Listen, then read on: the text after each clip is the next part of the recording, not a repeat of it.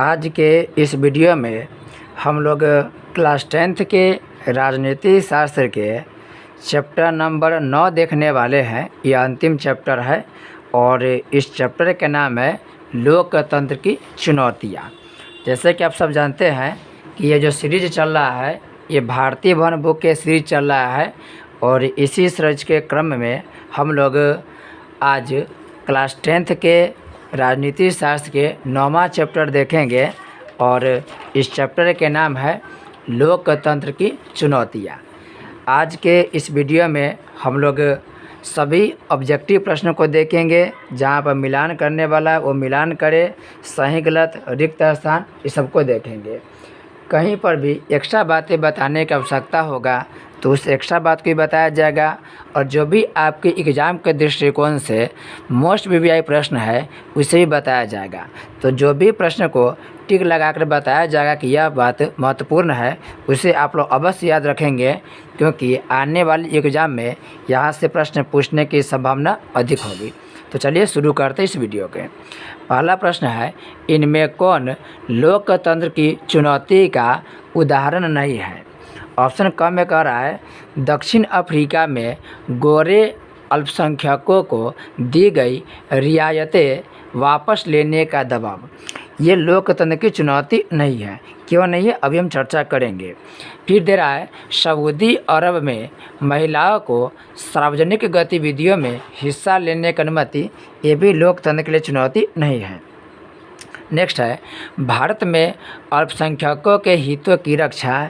ये लोकतंत्र की देखिए कह रहा है कि लोकतंत्र की चुनौती उदाहरण नहीं है, तो ये राइट आंसर हो जाएगा। फिर कह रहे हैं श्रीलंका में सरकार और तमिलों के बीच तनाव। ये गलत आंसर होगा। अब समझिए इसका एक्सप्लेनेशन सही तरीक़े से। तो पहले हम लोग सही आंसर की चर्चा करेंगे, फिर जो भी सही आंसर है वो सही क्यों है और बाकी आंसर गलत क्यों है इसकी विवेचना डिटेल से करेंगे। तो देखिए पहला में कह रहा है कि दक्षिण अफ्रीका में गोरे अल्पसंख्यकों को जो रियायतें दी गई है उसे वापस लेने का दबाव है। आपको पता होगा कि जो दक्षिण अफ्रीका है ये अफ्रीका का एक देश है और ये दक्षिण अफ्रीका पहले अंग्रेज़ों के ग़ुलाम था। बाद में दक्षिण अफ्रीका अपनी आज़ादी की लड़ाई करता है और इस आज़ादी की लड़ाई में इसे सफलता मिलता है, यानी दक्षिण अफ्रीका अंग्रेज़ों के चंगुल से आज़ाद हो जाता है। फिर दक्षिण अफ्रीका अपना संविधान बनाता है। दक्षिण अफ्रीका अपना संविधान बनाता है और उस संविधान में वो सभी को बराबरी का अधिकार देता है। वह बराबरी का अधिकार देता है। बराबरी का अधिकार का मतलब है यानी वह अपने देश में रहने वाले जो अंग्रेज़ है या अपने देश में जो भी उसका मूल जो निवासी है वो सभी लोग कानून के नज़र में क्या रहेंगे, समान रहेंगे। बहुत सारे अंग्रेज़ क्या हुए, जब दक्षिण अफ्रीका आज़ाद हुआ तो दक्षिण अफ्रीका के आज़ाद होने के बाद भी सभी अंग्रेज़ वापस नहीं लौटा। बहुत सारे अंग्रेज़ दक्षिण अफ्रीका में ही रह गया और दक्षिण अफ्रीका के जब पहला राष्ट्रपति बना नेल्सन मंडेला, इनका भी नाम याद रखिएगा। नेल्सन मंडेला दक्षिण अफ्रीका के प्रथम राष्ट्रपति बने थे और ये क्या थे, अश्वेत राष्ट्रपति थे। अश्वेत राष्ट्रपति यानी इनका जो कलर था वो अश्वेत था। तो इन्होंने कहा कि हमारे देश में रहने वाले जो भी लोग हैं वो सभी कानून की नज़र में समान होगा। तो ये लोग जो अंग्रेज़ वहीं पर रुक गए यानी उन्हीं के देश में रुक गए, उनको भी बराबरी का अधिकार दिया गया। हालांकि बहुत लोग की तरफ से ये डिमांड था अफ्रीका के लोग के कि नहीं, गोरे हम पर बहुत ज़्यादा अत्याचार किए हैं, इसलिए इनके संपत्ति को छीन लिया जाए और जैसा हमारे साथ व्यवहार किया है वैसा ही हम लोग भी इनके साथ व्यवहार करेंगे। लेकिन नेल्सन मंडेला के अनुसार कहा कि नहीं, ये बिल्कुल नहीं होगा। इनका जो पूर्वज था वो हमारे पर जुर्म किया, लेकिन चूँकि अब हमारा देश है तो हम लोग उनके जैसा बर्ताव नहीं करेंगे और ये सबको अधिकार दिए थे। फिर कहा कि सऊदी अरब में महिलाओं को सार्वजनिक गतिविधियों में हिस्सा लेने का अनुमति नहीं है। सऊदी अरब के बारे में जानते होंगे कि सऊदी अरब में लोकतंत्र है ही नहीं। सऊदी अरब में राजतंत्र, यहाँ पे राजा चलता है और राजा के शासन होने की वजह से वहाँ पर महिलाओं के बहुत सारे अधिकार नहीं दिया गया है। तो वहाँ पर भी किसी के साथ कोई बर्ताव किया जाएगा तो वहाँ पर जनता सबको बोलने का अधिकार नहीं है। जो भी कुछ वहाँ पर नियम कानून चलता है वह वहाँ के राजा के अनुसार चलता है। जनता को बहुत सारे अधिकारों से वंचित किया गया है। लेकिन बात करें भारत में, तो भारत में भी सबको समान अधिकार दिया। भारत में क्या है, सबको समान अधिकार दिया गया है। भारत में जो अल्पसंख्यक का मतलब जो कम है संख्या में, और एक होता है बहुसंख्यक जिसकी संख्या ज़्यादा है। तो भारत में अल्पसंख्यक को भी उतना ही अधिकार है जितना कि बहुसंख्यक के अधिकार है। तो हमारे यहाँ मान लेते हैं कि हिंदू की संख्या बहुत ज़्यादा है, लगभग 100 करोड़ के आसपास है, 100 करोड़। और इसी में कोई ऐसा धर्म के लोग आ जाए जिनकी संख्या बहुत कम होगा, मान लेते हैं कि किसी की संख्या 50 लाख है, तो फिर भी बहुसंख्यक आबादी इन अल्पसंख्यकों के ऊपर शासन नहीं करेगा। ये इन पर अपना नियम तय थोपेंगे क्योंकि सभी लोग का अधिकार बराबर है। तो यहाँ पर यह बात नहीं होगा, इसलिए लोकतंत्र की चुनौती नहीं माना जाएगा। श्रीलंका में आज भी सरकार और तमिल लोग के बीच में तनाव है। श्रीलंका में इससे पहले के चैप्टर में हम चर्चा किए थे कि श्रीलंका के जब आज़ाद हुआ 1948 में, श्रीलंका आज़ाद हुआ तो 1948 में श्रीलंका भी पहले अंग्रेज़ों का ही गुलाम था।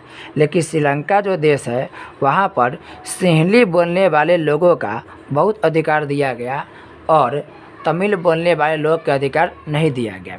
इसलिए उन दोनों के बीच में तनाव की स्थिति आज भी बरकरार है। नेक्स्ट है, लोकतंत्र की सफलता की एक आवश्यक शर्त क्या है? इसका राइट आंसर हो जाएगा ग, लोकतंत्र में आस्था। ये जो लोकतंत्र है यह सभी शासन प्रणाली में से अच्छा शासन प्रणाली है। दुनिया में अलग अलग प्रकार के शासन प्रणाली होता है। जैसे एक होता है राजशाही शासन व्यवस्था, एक होता है लोकतांत्रिक शासन व्यवस्था, और एक होता है सैनिक शासन। तो जो भी इसमें व्यवस्था देख रहे हैं उसमें सबसे अच्छा व्यवस्था लोकतांत्रिक व्यवस्था होता है, क्योंकि लोकतांत्रिक व्यवस्था में जनता को अपना शासक चुनने का अधिकार होता है और शासक को हटाने का भी अधिकार होता है। जैसे भारत में राष्ट्रपति और प्रधानमंत्री को इंडिया की जनता चुने हैं तो उनको चुनने का अधिकार है तो हटाने का भी अधिकार है। लेकिन लोकतंत्र सफल तब होगा जब लोकतंत्र के प्रति लोगों में क्या होगा, आस्था होगा। यानी लोकतंत्र के प्रति लोग जब आस्था रखेंगे, उस पर विश्वास रखेंगे, तभी लोकतंत्र सफल होगा। तो अगर लोग को ऐसा लगता है, व्यक्ति को लगेगा कि लोकतंत्र हमारे लिए अच्छा नहीं है, तो लोकतंत्र सफल नहीं होगा, फेल हो जाएगा। तो लोकतंत्र की सफलता के शर्त बहुत कुछ शर्त है। जैसे लोग को शिक्षित होना चाहिए, लोग को समझदार होना चाहिए, लोगों में आर्थिक समानता होना चाहिए, लोगों में राजनीतिक समानता होना चाहिए। लेकिन इन सब में सबसे जो अच्छा शर्त है, सबसे जो बड़ा आवश्यक शर्त है, वह लोकतंत्र में आस्था, यानी कि लोगों को लोकतंत्र के प्रति आस्था होना चाहिए कि जो लोकतंत्र है वह जनता के लिए सबसे अच्छा शासन व्यवस्था होता है। नेक्स्ट है, लोकतंत्र के मार्ग की सबसे बड़ी बाधा क्या है? इसका राइट आंसर हो जाएगा अशिक्षा। लोकतंत्र के मार्ग की सबसे बड़ी बाधा क्या? अशिक्षा। यह वीवीआई पॉइंट है, इसे आप लोग निश्चित याद रखेंगे, यह मोस्ट वीवीआई प्रश्न है। देखिए, लोकतंत्र की बहुत सारा चुनौती है, बहुत सारा बाधा है, लेकिन सबसे बड़ी बाधा क्या है? अशिक्षा। लोकतंत्र में गरीबी भी समझिए कि बाधा है, बेरोजगारी भी बाधा है, ये सब बाधा है। लेकिन सबसे बड़ी बाधा कौन है? तो सबसे बड़ी बाधा अशिक्षा है। यह मोस्ट वीवीआई, इसे याद रखेंगे। नेक्स्ट प्रश्न है, स्विट्जरलैंड में महिलाओं को मताधिकार किस वर्ष प्राप्त हुआ था? तो स्विट्जरलैंड में सन 1971 ईस्वी में महिलाओं को वोट देने का अधिकार प्राप्त हुआ था। और इससे रिलेटेड आप एक और बात याद रखेंगे, इंग्लैंड जो देश है यानी कि ब्रिटेन में महिलाओं को वोट देने का अधिकार 1928 ईस्वी में मिला था, ये भी याद रखेंगे। तो ब्रिटेन में मिला था 1928 ईस्वी में मताधिकार, और स्विट्जरलैंड में मिला था 1971 ईस्वी में। बात करें 1871 के, तो आप याद रखिएगा जर्मनी के एकीकरण 1871 में हुआ था। जर्मनी के करण 1871 में हुआ था। आप हिस्ट्री के वीडियो देखे होंगे तो वहाँ पर डिटेल से चर्चा किए हैं। 1991 में क्या हुआ था, तो वर्ष 1991 ईस्वी में भारत LPG नीति अपनाया था। और आपसे पूछेगा USSR का विखंडन कब हुआ, तो USSR का विखंडन 1991 ईस्वी में ही हुआ था।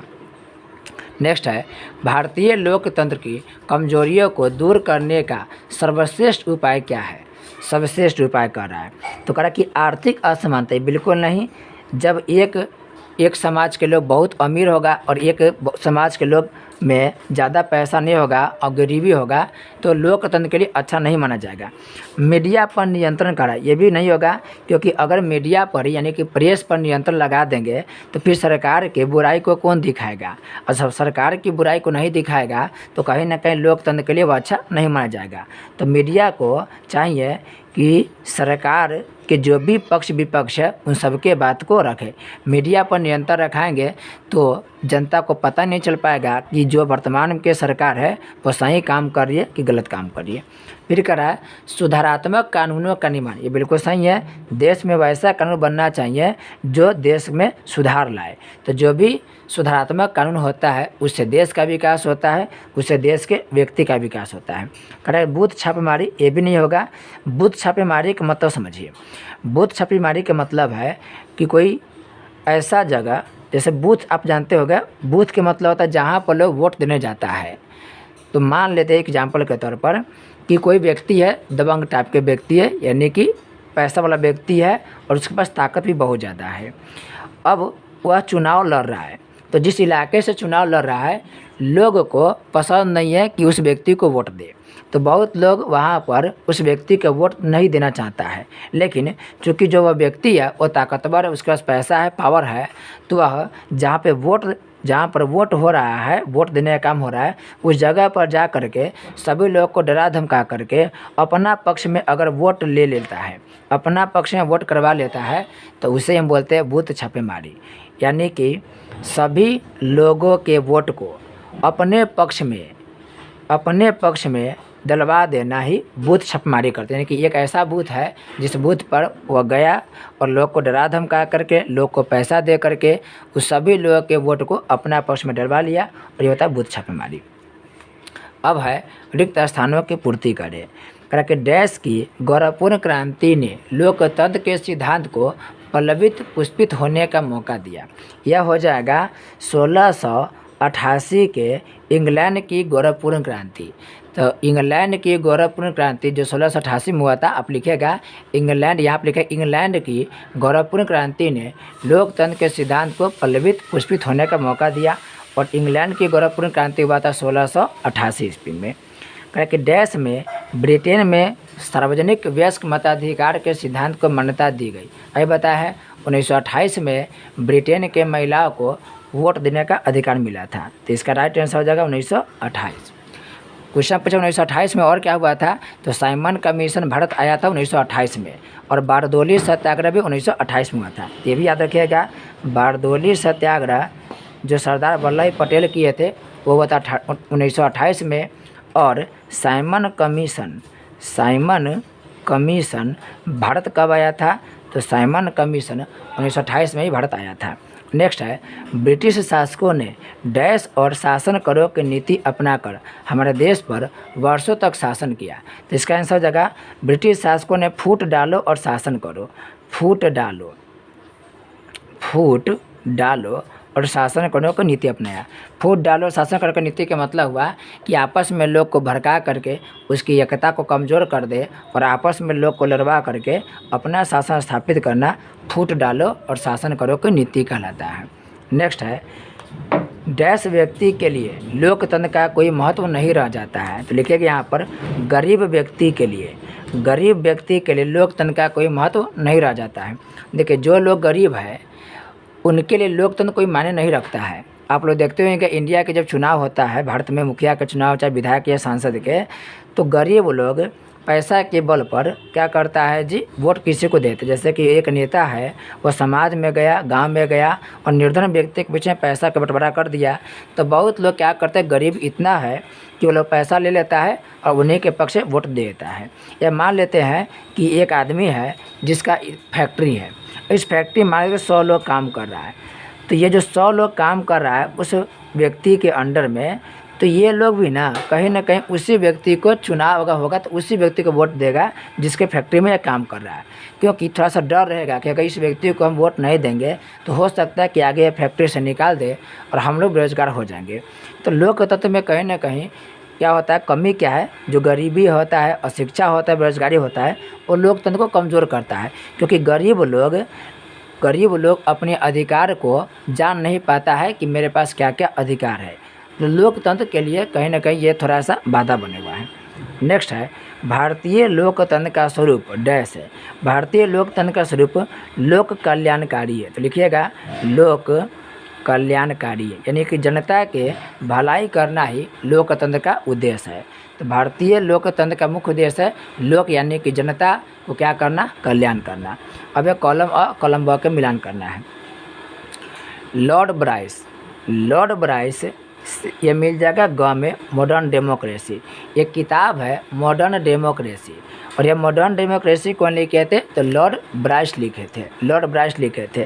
क्वेश्चन कभी पूछता कब लिखे थे, तो याद रखिएगा 1920 ईस्वी में लॉर्ड ब्राइस के द्वारा जो किताब लिखा जाता है उस किताब का नाम है मॉडर्न डेमोक्रेसी। स्विट्जरलैंड में प्रत्यक्ष लोकतंत्र है। दुनिया का एकमात्र देश स्विट्जरलैंड है, ये दोनों भी इंपॉर्टेंट याद रखिएगा।